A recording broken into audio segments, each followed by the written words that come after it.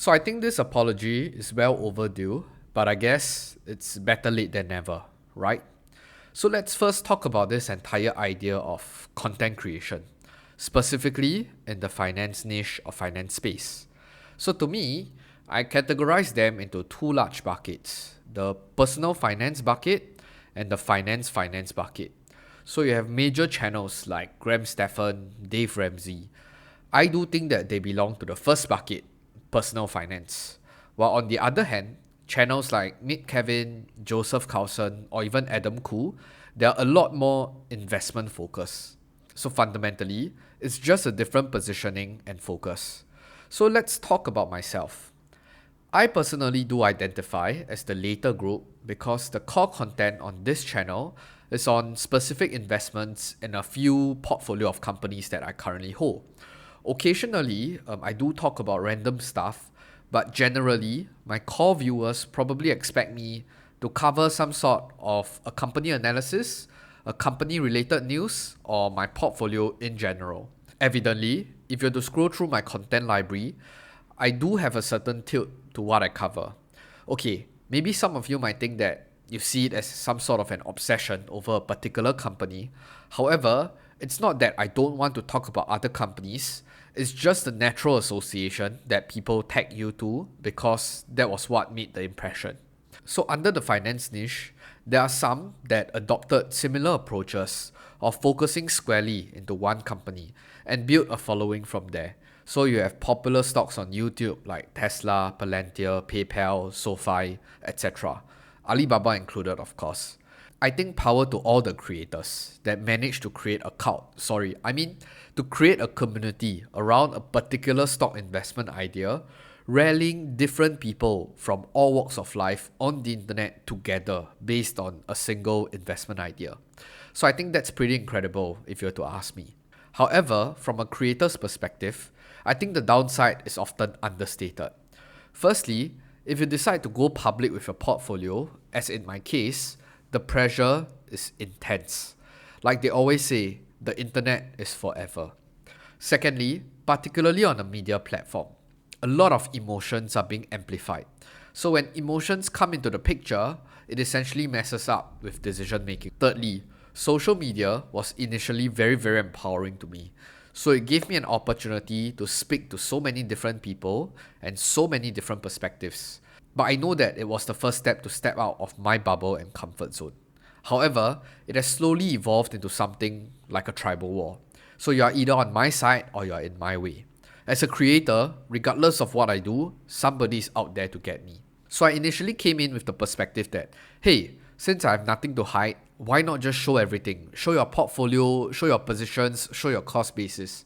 But then I've come to realize and appreciate the other side of the coin. So if you have noticed, in my last two videos, there were 0 comments that were published, even though they raked in quite a number of views. So I didn't disable the comments, but basically held all the comments for review before publication. So as Alibaba continues to underperform, many viewers have started to turn frustrated, exasperated, insert whatever vocabulary you want to use here, and have decided to take it out in the comments below with very fanciful languages.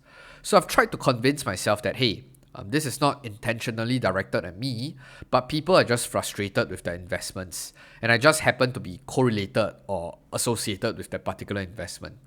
That said, that's not necessarily how my heart feels whenever I read the comments. So this action of basically reviewing comments is a temporary stopgap measure until I resolve and arrange my thoughts. So don't be mistaken, I'm not trying to gain sympathy points over here, but I'm just sharing my real-time thought process, and it is part and parcel of putting yourself online, and I have to be comfortable with it moving forward. So I sometimes do wonder what's the thought process behind some comments. So some comments were phrased as if creators are out here to make you lose money. How would that even make sense? Why would anyone want to look foolish in front of you? So Jim Cramer is a special unicorn, by the way, so he's an exception. That said, I do know of creators that are trying to find the next 5 or even 10x stock and decided to talk about companies that are much more smaller in capitalization. And some of them even went bankrupt.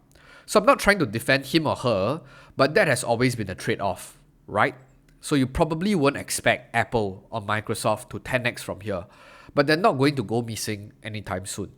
So as long as you dial up the expectations for your returns, when you're chasing 20, 30, 40% CAGR, you inevitably will take on much more risk. And to each its own. You just need to be crystal clear of your strategy and how you're going to execute it. So if a VC style investment strategy is your cup of tea where you spray and pray, who am I to tell you that that's a wrong way to allocate your capital? That said, we are acutely aware that there's no 100% hit rate in investing, but I guess creators are put on a much higher standard because we command a following, and some viewers that came across our videos might really be influenced by our decision, consciously or subconsciously. And that's why I treat this responsibility very seriously. So I've also received some attention regarding my relationship with my sponsors. So personally, I only talk about products or services that I use. So some of these deals and rewards are really a no-brainer to me. Brokerages that I talk about are regulated, so the softwares that I talk about are platforms that I personally use. And if I think that it's really something beneficial to the audience, and they are willing to give my audience a special perk, why not? Take for example, the recent Money Boo campaign Weibo is running. It's insane. From a consumer perspective, I really think we have everything to gain. I personally also have more than $20,000 on their platform. So much for promoting them, right? I have skin in the game too, my friend. So I've always tried to be that positive and optimistic guy, specifically around Chinese stocks and the Chinese economy. So I think it's challenging to stay hopeful in a sea of pessimism, especially for an extended period of time. And for those of you who are OG followers of this channel, I've been in the Baba position for close to 3 years now. So some of you might think that, hey, I'm just making excuses for my mistake and I'm being blindly optimistic. But I still hold this belief very fervently that money is being made when everyone is giving up. So you can laugh all you want, but I still hope from the bottom of my heart that you still make money from the stock market using whichever strategy that you're proficient with. So in the name of transparency, I've actually made consistent updates of my portfolio publicly. And as you can see, clearly, Alibaba was my biggest failure. And yes, as finance creators, we can disclaim every video that it's not financial advice and you need to do your own due diligence, etc.